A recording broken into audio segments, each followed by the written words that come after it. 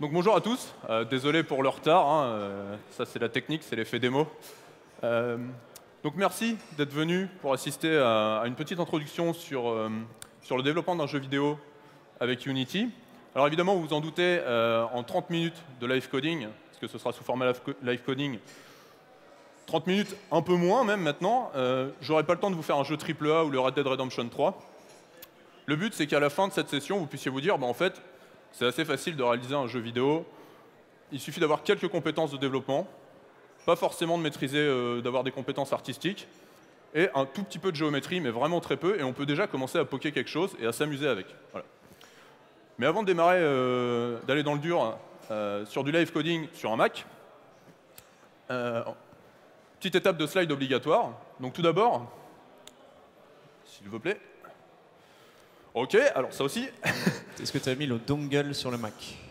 Non, mais on ne me l'a pas donné. Le Donc, dongle, il est dans la commande. on va faire sans, je ne suis plus à ça près. Okay. Donc qui suis-je? Je m'appelle Guizot Olivier, je suis développeur full stack chez Xebia depuis un peu plus de 3 ans.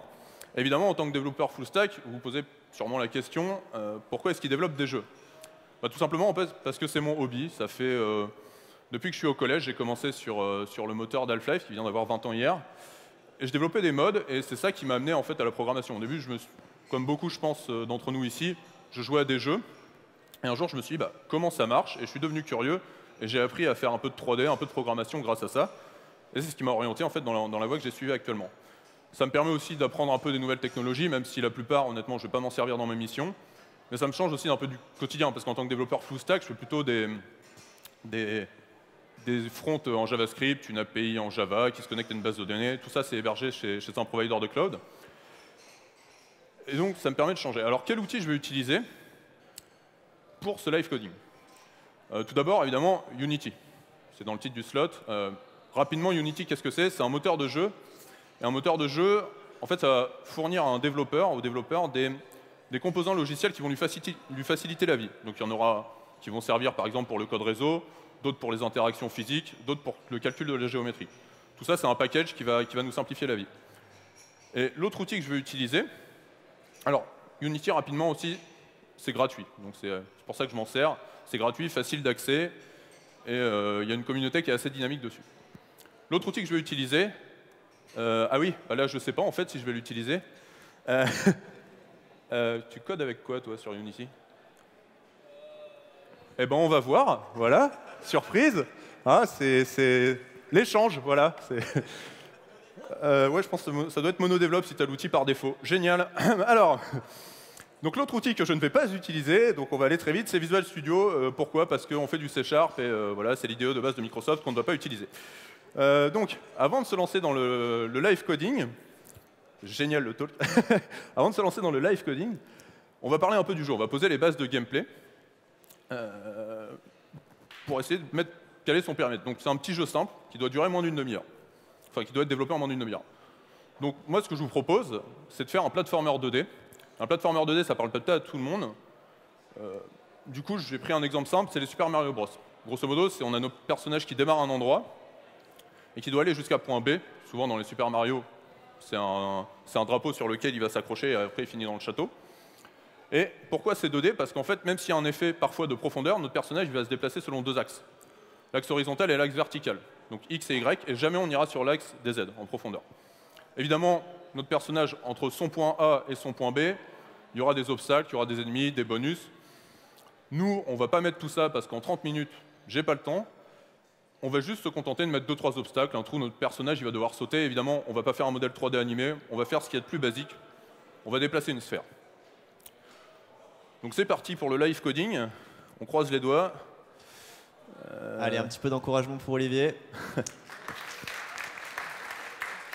Alors, quand je disais from scratch, je ne pensais pas aussi from scratch sur un PC qui n'est pas le mien.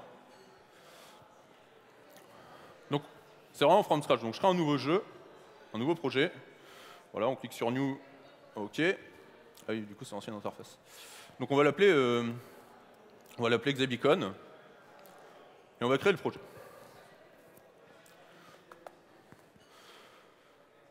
Donc ça met un peu de temps à générer les assets. Charge des librairies. Donc évidemment, c'est une demi-heure. Je vais pas rusher vais pas rusher le live coding, je vais expliquer pas à pas ce que je fais. Donc là, on a ouvert l'IDE. Voilà, et on voit que l'écran il est divisé majoritairement en 3 parties. Il va y avoir cette partie-là, la scène, qui va permettre en fait d'afficher les éléments qui sont contenus dans notre jeu, enfin dans notre scène. On va pouvoir, par exemple, les sélectionner, les déplacer selon les différents axes. On pourra les faire tourner, etc. La deuxième partie, c'est ce qu'on appelle la hiérarchie. Ça va nous permettre, pareil, d'interagir avec tous les éléments de la scène. Pour info, chaque élément de la scène, ça s'appelle un game object. Donc, par exemple, si je sélectionne la main caméra, on va voir qu'elle est sélectionnée. À l'heure actuelle, dans notre scène, quand on crée un projet from scratch, on n'a que 2 éléments, la caméra principale et l'éclairage. C'est une directional light. Ça correspond à peu près à l'éclairage par défaut du soleil, en fait. Donc ça, c'est pour les 2 premières parties. On a une 3e partie en dessous qui est le projet. Donc ça va contenir un peu tous les assets, donc les éléments qu'on va utiliser pour notre projet. Donc par exemple, dans l'asset, on pourra mettre les différents scripts, si on a des sons, si on a des textures, si on a des modèles 3D qu'on veut utiliser. Tout ça, ça va être contenu à cet endroit-là. Et après, on pourra les importer dans la scène. Et le dernier panel, c'est l'inspecteur. Donc par exemple, si je sélectionne la caméra, en fait, cette caméra elle a différentes composantes. Et on les voit là sur le côté droit. On va avoir, par exemple, ses coordonnées dans l'espace. On va avoir le component de caméra et tout un tas de propriétés qui sont propres à ce GameObject. Par exemple, la directional light, elle va avoir la propriété light. Et je pourrais, par exemple, interagir sur sa lumière, son type d'éclairage, etc. Mais là, je ne vais pas m'occuper de ça. Pour le moment, je vais lancer le jeu. Et là, je pense que je lance le jeu et j'ai le jeu le plus fun de l'histoire, c'est-à-dire rien, quoi. On voit un ciel et il ne se passe que dalle. Donc on va essayer de faire quelque chose d'un peu plus fun. Donc dans un premier temps, il nous faut un joueur. Il faut qu'on crée l'élément qui va nous servir de joueur. Donc c'est l'ancienne interface, mais on va s'y faire. Donc là, je crée un nouveau GameObject et je vais créer une sphère. Je lui ai dit, on va faire simple, on ne va pas faire un modèle, on ne va pas l'animer, on va prendre une sphère. Et pourquoi une sphère ? Parce qu'en 3D, c'est l'élément le plus simple en fait.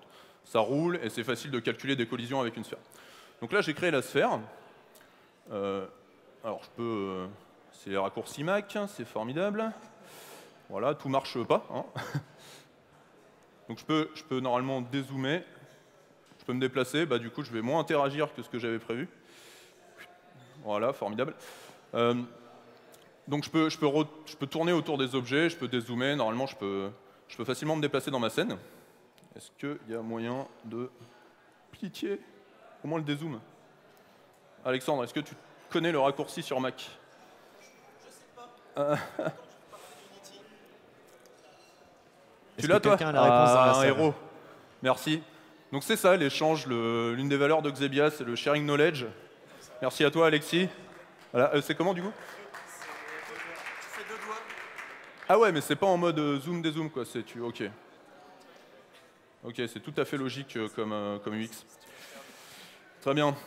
Les mecs ont fait différent sur tous les autres supports. Donc voilà, donc là on a créé notre sphère, ça s'appelle sphère, et franchement c'est un peu dommage comme un nom de joueur d'appeler ça sphère, donc on va le renommer. Et voilà, et c'est fort. Voilà, merci. Donc on va l'appeler player. Je vous préviens, vu le démarrage, on va pas aller au bout du live coding, parce qu'à la fin le but normalement c'est qu'on affiche des scores, un truc qui permette de relancer le jeu. Déjà si à la fin notre joueur il saute, il va d'un point A à un point B, on sera bien. Hein. Donc là, j'ai créé mon joueur. Je lance la scène, et sous vos yeux ébahis, un joueur. C'est incroyable. Merci. Alors déjà, on est arrivé loin. Là, pareil, il ne se passe pas grand-chose, c'est pas non plus le jeu le plus fun du monde. Donc, déjà, on voudrait que cette balle, on puisse la bouger, qu'elle soit soumise à des propriétés physiques. Si on regarde le GameObject que je viens de créer, à droite, en fait, il a différentes propriétés. Donc, il a toujours ses coordonnées dans l'espace, transform. Donc ça, tous les GameObjects 11 composantes. Il a 2 composantes de mesh, donc ça c'est un petit peu tout ce qui va être attrait au rendu 3D, au maillage. Et il a un component, le Sphere Collider. Le Sphere Collider, en gros, c'est les hitbox. C'est-à-dire que c'est comme ça qu'on va déterminer si d'autres objets, d'autres GameObjects rentrent en contact avec cet objet dans la scène. Et moi, je veux lui appliquer des propriétés physiques. Donc pour ça, on va lui rajouter un component qu'on appelle le Rigid Body. Alors je sélectionne le Rigid Body. Là, je viens de lui ajouter et je lance le jeu. Donc c'est souvent itératif, c'est-à-dire qu'on on fait des tests et on relance le jeu et on voit ce que ça donne. Donc là, ça a bien marché, la balle est tombée. Alors le problème, c'est que la balle, elle tombe dans le vide, donc il faudrait peut-être qu'on mette du sol, en fait, sous la balle, sous notre joueur. Donc pareil, on va créer un game object, un 3D object. Donc on va créer un plan, on va relever un peu la balle, si on sélectionne la balle. Hop. Le plan, on va le réinitialiser pour qu'il soit bien à 0. Et donc là, on va lancer le jeu, on va voir que normalement, la balle est arrêtée par le plan. Parfait. Sauf que je trouve que la caméra est un peu basse, et puis le plan, il est un peu trop carré, donc on ne se rend pas bien compte que c'est un platformer 2D. On a plutôt l'impression qu'on pourra la manipuler en 3D, la balle, donc ce serait bien de changer ça. Donc si je prends mon plan, je peux changer en fait son échelle. Et par exemple, sur l'axe des Z, je peux mettre 0,3, et puis je vais l'étirer un peu en longueur. Hop. Donc si on dézoome, mince, c'est dans l'autre sens. Voilà. Hop. Mince, formidable. Voilà. Putain, je suis un pro du Mac. Donc si on dézoome, on a la scène dans son ensemble. Et là, si on la lance, voilà, déjà on se rend un peu plus compte que c'est un platformer 2D, mais on va quand même lever un peu la caméra. C'est évidemment pas mes raccourcis. Donc on va lever la caméra et on va la mettre coordonnée 2, un peu plus. Donc sur l'axe des Z. Ok, donc là c'est pas mal. C'est déjà un peu plus haut et on voit mieux. Maintenant, comme c'est un platformer 2D, la plupart des propriétés rigid body, je ne suis pas revenu dessus, mais il y a quelque chose qui va nous intéresser. Donc évidemment, il y a la. Je ne vais pas trop en parler, mais il y a la masse, il y a la résistance à l'air, etc. Et moi, il y a des contraintes qui m'intéressent, c'est le freeze position et le freeze rotation. Vu qu'on ne peut pas se déplacer dans la profondeur, qui est l'axe des Z, eh ben, je vais l'empêcher en fait d'y aller. C'est jamais un bug de collision, quelque chose, ça m'assure une sécurité. Voilà. Et puis bon, bah maintenant c'est bien beau, mais on ne peut toujours pas jouer. On ne peut pas interagir avec la balle, on ne peut rien faire. Donc là, ce qu'on veut, c'est commencer à pouvoir mettre des inputs. Donc là, je vais rajouter un component. Hop. Donc je vais rajouter un script. OK. Et on va l'appeler player controller. Hop. On crée le script. Alors là, il vient se créer à la racine du projet A7. Moi, ce que je veux, c'est faire un clic droit. C'est laborieux. Voilà. On va créer un nouveau dossier pour ranger un peu tout ça. On va l'appeler script. Alors évidemment, il n'y a pas besoin d'être aussi ordonné sur un mini-projet, mais bon, on va faire du craft, donc c'est quand même un peu plus sérieux. On met les scripts dans dossier script, et maintenant on l'ouvre. Et donc c'est là où on n'utilise pas du tout Visual Studio, et c'est là où c'est formidable. Hop, qu'est-ce qu'il me fait? Rien, c'est parfait. OK. Donc là, c'est le premier code, c'est le premier bloc de code avec lequel on va interagir. Ah oui, bah oui, du coup. Heureusement, ça marche nickel. Donc c'est le premier bloc de code avec lequel on va interagir. On voit que par défaut, quand on crée un script, on a déjà deux méthodes qui sont présentes. La méthode start, donc c'est celle-ci, tout le bloc de code, tout le code qui va être présent dans start va être exécuté à l'instanciation de l'objet. Et la méthode update, le bloc de code présent dans cette méthode va être exécuté à chaque calcul de frame. Bon, ça c'est pas mal, mais en fait c'est un désavantage, c'est que des fois notre jeu, si on a une carte graphique plus ou moins puissante, des fois on va afficher 5 images par seconde, d'autres fois 60. Et moi, pour capter la pression d'une touche, je ne veux pas me servir de ça, parce que si par exemple j'appuie et qu'on n'est pas en train de rendre une image, je ne sais pour quelle raison le jeu rame, eh ben, il ne va pas prendre en compte ma pression sur la touche. Alors ça, je ne veux pas. Donc je ne veux pas me baser sur ces méthodes présentes. Je veux plutôt utiliser une autre méthode qui existe. Ah, il n'y a pas l'autocomplétion. Ah putain. Ok, heureusement, j'ai une anti-sèche moderne. J'avais anticipé le pire des cas. Donc c'est le fixed update.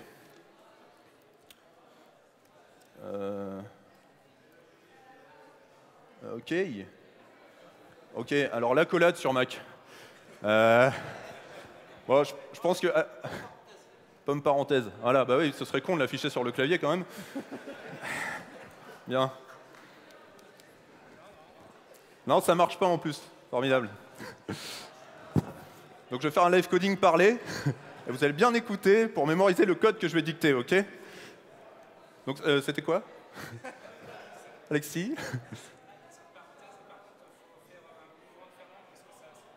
C'est alt parenthèse, il faut faire ouvrant de fermante. Ah oui, d'accord, ok. Ok, on n'ira clairement pas au bout du live coding. Voilà. Donc du coup, dans ma fixed update, je vais vouloir récupérer le mouvement horizontal. Et pour calculer ce mouvement horizontal, je vais prendre en compte en fait l'appui selon l'axe horizontal. Donc en gros, ce sera flèche gauche ou flèche droite ou Q et D en fonction de ce qu'on utilise comme raccourci clavier. Donc là, je vais déclarer une variable. Hop. Hop. Alors évidemment, je galère un peu au clavier. Donc on va appeler move horizontal. Voilà. Et je vais récupérer hop, input. Ah, il y a quand même un peu d'autocomplétion. Il n'y a pas tout, mais get axis, et je vais récupérer l'axe horizontal. Hop. Alors, ça, je vais expliquer un peu pourquoi ça marche et qu'est-ce que ça va me donner comme valeur. En fait, move horizontal, là maintenant, si j'appuie sur une des touches horizontales, la flèche de gauche, ça va me renvoyer -1, parce que c'est la partie négative.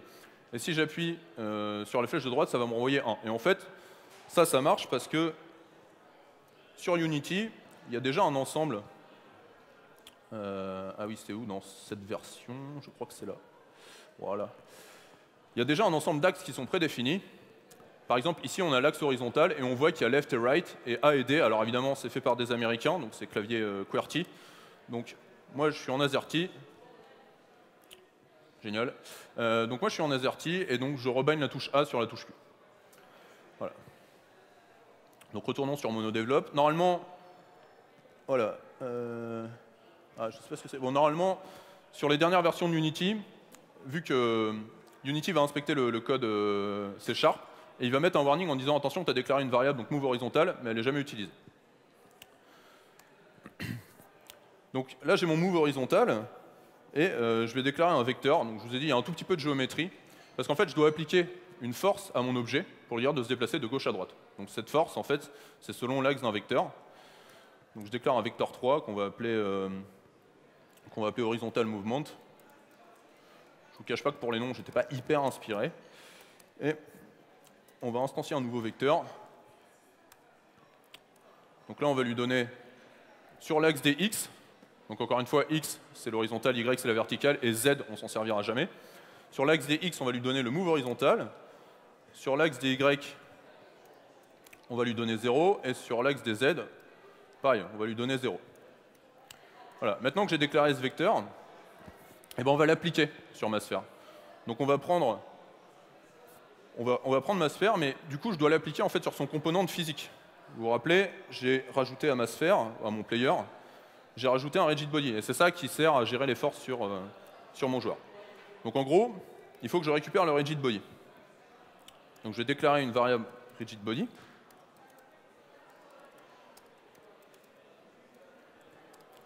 Alors est-ce qu'il me propose? Non. Donc on va l'appeler RB.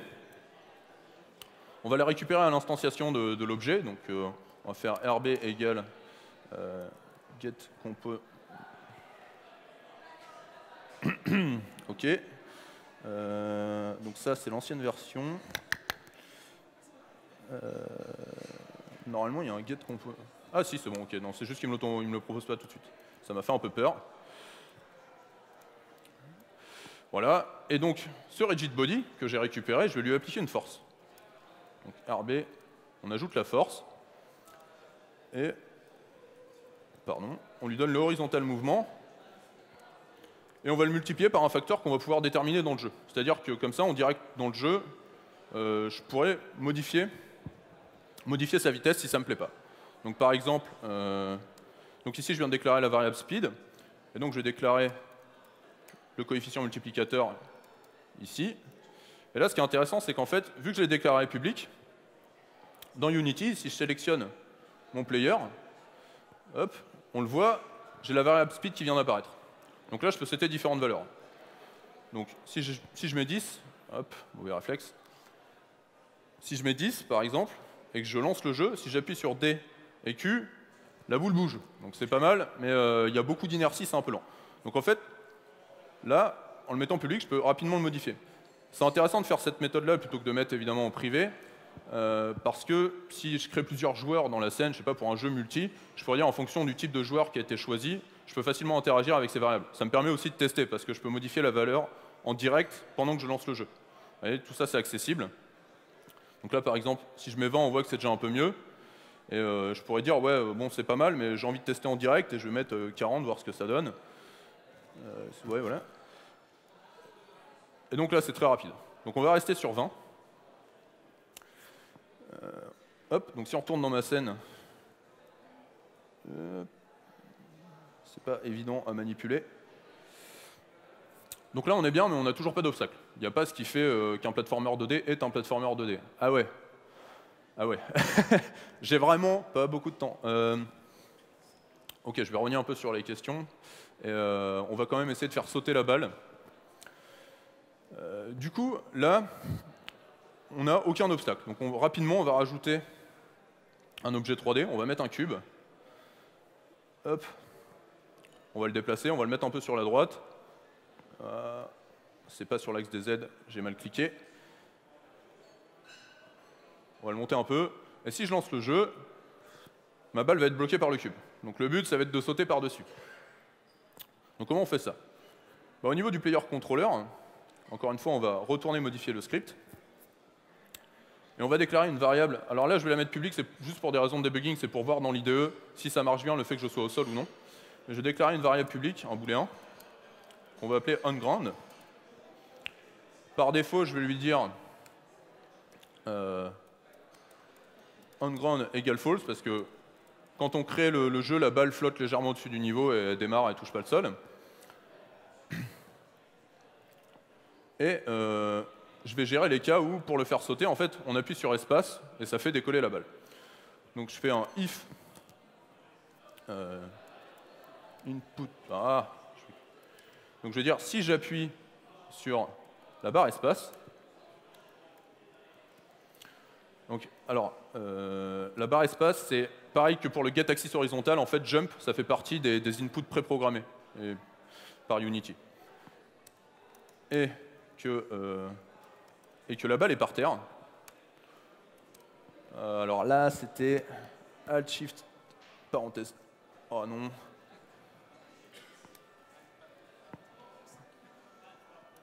Ah ouais, non, pardon. Il n'y a pas de Shift. Oh là là, je vais trop loin. Je suis trop loin dans le game. Alors, donc, si on fait ça, bah, c'est un peu la même qu'en dessous. En fait, on va lui appliquer une force verticale. Hop. Donc, sauf que le vecteur, au lieu de l'appeler horizontal mouvement, voilà, je fais des copier-coller sous Mac, balèze. 0.0f. Donc là, il n'y a pas de notion de négatif ou de positif, parce que quand on jump, c'est toujours vers le haut. À aucun moment, la balle, on va vouloir l'écraser au sol. Et donc, on va quand même lui donner un chouette nom. On va l'appeler, c'est pareil, pour effacer vers la droite. Donc on va l'appeler jump. Et on va ajouter la force. On va ajouter la force à mon joueur. Hop. Donc, mince, qu'est-ce que je fais? Je lui donne jump, je multiplie par le speed. Et là, bon, je vous demande de me faire un peu confiance, hein, j'ai testé avant, je mets 15 parce que ça rend le jeu un peu plus jouable, sinon le saut, ça c'est une valeur en dur, c'est pas un truc à faire, mais bon là c'était dans le cadre du live coding, c'était plus simple pour que ça rentre dans les délais, et on n'y est pas du tout en plus, donc ça tombe bien. Et ensuite, évidemment, vu qu'on vient de décoller, eh ben, le onGround, il passe à false. Bon, bah, ça c'est cool, mais il y a un moment, le onGround, il passe jamais à true. Il faut quand même qu'on détermine un peu quand est-ce qu'on touche le sol, le fameux sol. Bon, bah, pareil, il y a des méthodes préconçues qui permettent de déterminer si notre bloc interagit avec un autre bloc. Donc, il n'y a pas l'autocomplétion, donc on va prier pour que je ne me plante pas. Hop. Mais what? Voilà, allez, j'apprends vite. Il faut juste m'expliquer longtemps. Alors. Donc là, je récupère en fait tous les objets qui rentrent en collision avec mon joueur. Et donc, je vais faire un collision qui ne me propose pas, c'est formidable. Collision. Je récupère le GameObject. et je compare son tag. Vous allez voir pourquoi. Si son tag est de type ground, dans ce cas-là, if tag. Si son tag est de type ground, alors là, on recommence. Mais c'est formidable. Si son tag... Ouais, c'est bon, ça marche, on va finir comme ça. Donc si son tag est de type ground, eh ben on va changer le booléen en ground et on va dire qu'il vaut true.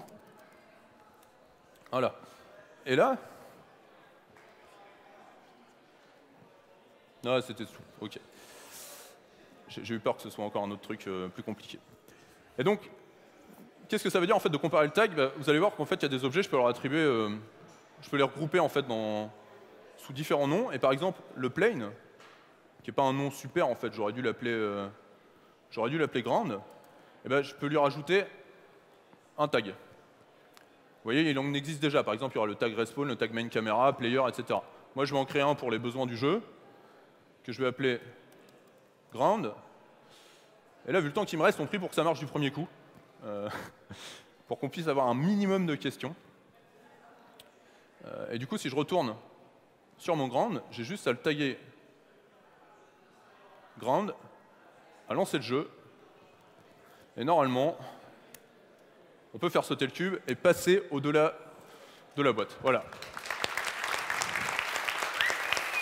Merci. Il manque quelques trucs. Si vous voulez voir le jeu complet, je suis au stand vert parce qu'on a développé un petit jeu sous Unity et un autre sous l'Unreal Engine. Donc vous pouvez venir les tester et puis voilà, vous pouvez voir un peu l'Unreal Engine. Je pense qu'on a même le temps pour quelques questions. Il y a 4 minutes de questions. Il te reste 14 minutes. Hein. Quoi? Attends. Moi j'ai vu quelqu'un avec un panneau là-bas qui m'a dit 10. Ça finit à 55. Ça finit à 55 pour de vrai, donc... Ah, on va le finir, mais oui. Le temps. Allez, Red Dead 2, c'est parti. Ok, fausse alerte, on reprend.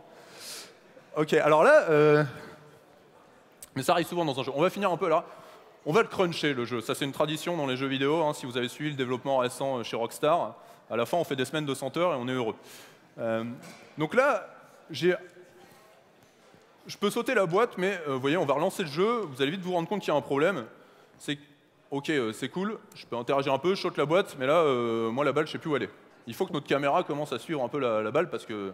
Enfin, je dis la balle, mais le joueur, parce que on peut pas jouer sinon. C'est jouable que dans une image fixe. Donc on va s'intéresser un peu à la caméra. On va rajouter un script, encore une fois. Hop. Donc, qu'on va appeler caméra controller. Hein.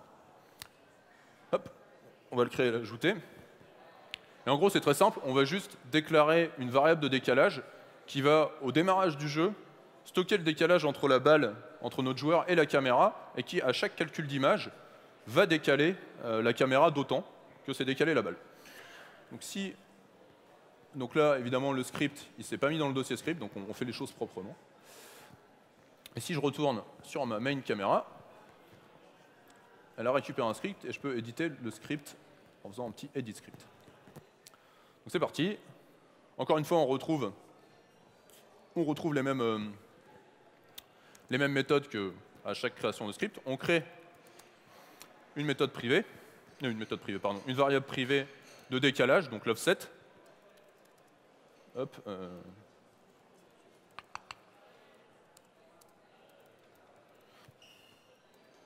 Cet offset, on va le récupérer en fait dès l'initialisation de l'objet. On va le calculer entre le joueur et la caméra. Donc offset égale transform. Donc là, je récupère le component transform de mon objet. D'accord, celui-ci, où il y a les coordonnées de ma caméra. Parce que là, je suis sur le script attaché à la caméra. Et je récupère donc ces positions. Et je fais moins le joueur. Alors là, le joueur, il n'est pas encore défini dans ce script. Donc, je ne vais pas encore faire l'autocomplétion. Je vais juste déclarer une variable en fait player. Donc public, hop. Public, donc tous les objets d'un jeu sont des GameObjects. Et donc j'ai le GameObject player que je déclare là. Et du coup, ça me permet en fait de de calculer l'offset. Donc player.transform.position. Et évidemment, à chaque fois que je rends une frame, en fait, il faut que je donne à mon joueur sa position actuelle plus l'offset. À mon joueur, à ma caméra, pardon. Donc, je fais transform.position égale transform.position plus l'offset. Un truc comme ça doit marcher, sauf que si on lance le jeu, il va manquer un truc. Voilà, là on voit une erreur en fait en bas de la scène. Alors vous la voyez pas très bien, mais en gros l'erreur ça indique que... D'accord, là il me reste vraiment 10 minutes. Ça indique qu'il y a un objet qui n'est pas rattaché à un autre. Bah ouais, parce qu'en fait j'ai déclaré au niveau de ma caméra, j'ai déclaré le player, et comme c'est une variable publique, bah, j'y ai accès depuis l'IDE. Il faut que je lui affecte quelque chose. Donc là il y a un truc très simple, c'est que je vais prendre le joueur et je vais le drag and drop. Et je vais le drag and drop sur ma caméra. Donc là, maintenant, si je relance le jeu, je me suis planté dans un signe. Donc on voit que ça bouge et que ça marche. Alors, j'ai mon anti-sèche parce que, au cas où. Tac, transform, player.position. Ah bah oui, non mais, oui, j'ai fait n'importe quoi. Ici, c'est le player.position, évidemment. Parce que du coup, là, je prenais la valeur de la caméra, donc je reculais toujours par rapport à ma caméra, donc c'était un peu un truc sans fin. Donc je récupère les coordonnées du player, à chaque fois je rajoute l'offset. Voilà. Et là, on voit que la caméra suit le cube. Donc on est mieux. Maintenant, il n'y a qu'un obstacle, là, pour le moment. Donc on va dézoomer un peu. Et on va mettre un deuxième, entre guillemets, obstacle. On va mettre un trou entre deux sols. Donc je vais copier ce sol, et hop. Voilà, donc on va bien le renommer. Si ça fonctionne. Hop, on va l'appeler ground 2. L'autre, on va l'appeler ground 1, histoire d'avoir un truc à peu près bien nommé. OK. Donc là, on lance le jeu, on va voir si ça passe bien, si c'est jouable de sauter par-dessus le trou. Hop, OK. Ça a l'air de plutôt bien marcher. Bon, seulement, là, on n'a toujours pas de fin de jeu. Et du coup, ce qu'on voudrait, c'est qu'on détermine en fait une coordonnée, un endroit où on se dise c'est terminé, on affiche à l'écran un texte en mode félicitations, vous avez fini, appuyez sur R pour redémarrer. Donc là, c'est le moment où, en termes de timing, ça va être un poil juste. Donc on va créer un GameObject. Ah oui, c'est les anciens. OK. Donc on va créer un UI text. Donc c'est là-dedans que ça va contenir le texte de fin de partie. Donc on va l'appeler GameOverText. Voilà. Et on va créer un autre GameObject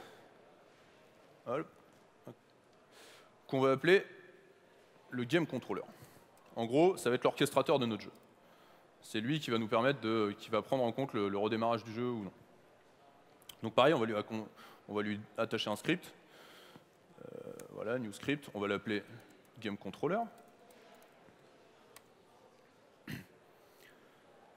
Et on va mettre tout ça dans le dossier script. Maintenant, je vais éditer le script. Hop. OK. Et donc là-dedans, on va devoir récupérer l'objet de texte pour tout simplement afficher le texte de fin, tenir compte de l'appui sur une touche de restart, donc la touche R, et c'est parti. Alors, la pression sur la touche R, pareil, on va réutiliser la méthode fixedUpdate.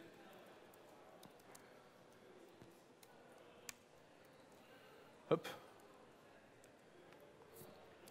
Donc, si j'appuie... oh là là, je fais pas mal de fautes de fraude. Si j'appuie sur la touche R,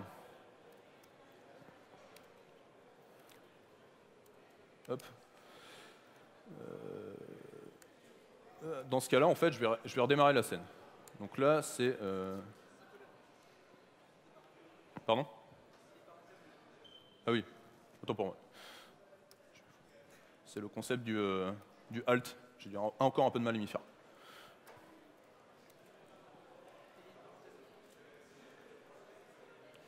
OK. Hop. Donc si on appuie là-dessus, en fait, on va charger le scene manager. Oui, autant. Merci. Donc on va charger le scene manager. Alors ah ouais, mais l'ancienne version, je sais pas comment ça se passait sur l'ancien Unity. Je crois que s'il n'y a pas d'autocomplétion, là c'est parce que juste ça n'existait pas. Ah ou alors non, je sais pourquoi. Il me propose pas. Ok. Ouais. Non, mais en fait, ce qui se passe, rassurez-vous, tout est prévu.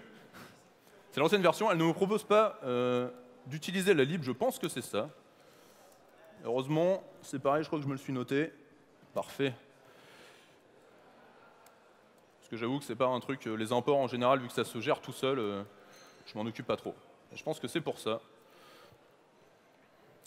Donc l'autre scène, et là en fait, le nom de la scène, bah, je l'ai laissé untitled, donc c'est pas fou. Et on va renommer ça. Ah oui, il l'exporte pas par défaut. Oh. Ah ouais. Donc normalement, faut que je sauvegarde. Non, vas-y, je vais pas le faire. Parce qu'en fait, dans les nouvelles versions d'Unity, automatiquement, il crée la scène dans les assets. Et là, il ne le fait pas du tout. Donc en fait, on va oublier le rechargement de la scène, tant pis. Je ne vais pas m'en occuper maintenant. Et on va juste se contenter de signaler le game over. Au cas où, si la balle en fait va trop bas ou si elle dépasse une certaine limite, on va dire que le joueur a perdu. Donc du coup, un peu à l'instar de ce qu'on avait fait pour le jump, on va déclarer une variable qu'on va appeler GameOver. Hop, on va mettre son type, hein, c'est mieux en général.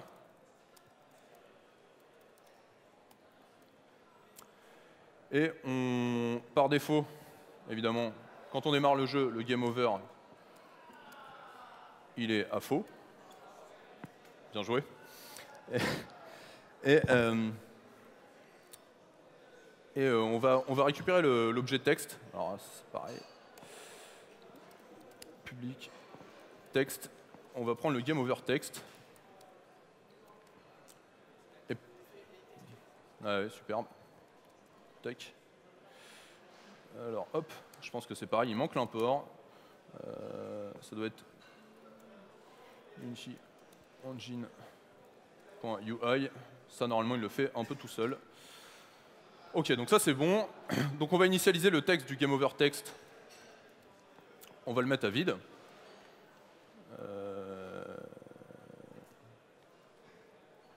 What? Ah mince. GameOverText, s'il te plaît. Point. Texte. Et on va le mettre à vide. Ok, donc ça c'est au démarrage du jeu. On n'est pas en situation de game over.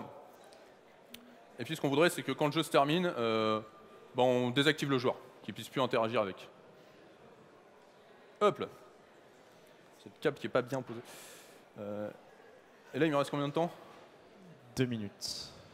Ok. Est-ce que tu veux prendre des questions? Ou est-ce que tu peux le faire en 2 minutes? Ouais, 2 minutes, ça laisse combien de temps pour les questions? 0. Ah ouais, non, moi je pensais que c'était 2 minutes plus les questions. Ouais, bravo, on va Olivier. laisser le temps d'en faire une. Bravo Olivier. Bon, désolé, c'était laborieux.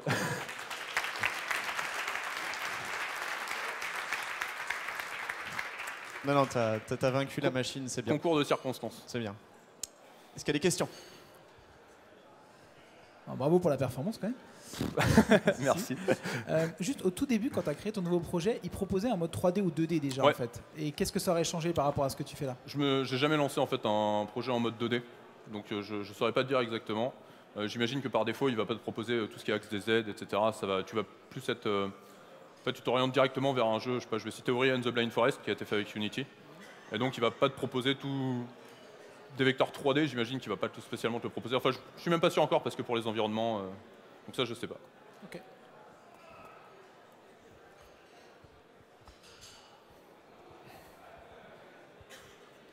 Quand tu as créé ton Game Engine, tu as d'abord créé un Game Object et après tu as mis le script. Donc tu es obligé de créer des Game Objects pour tous les scripts ou tu peux avoir des scripts qui flottent et qui Là, sont tu parles pour le Game Controller.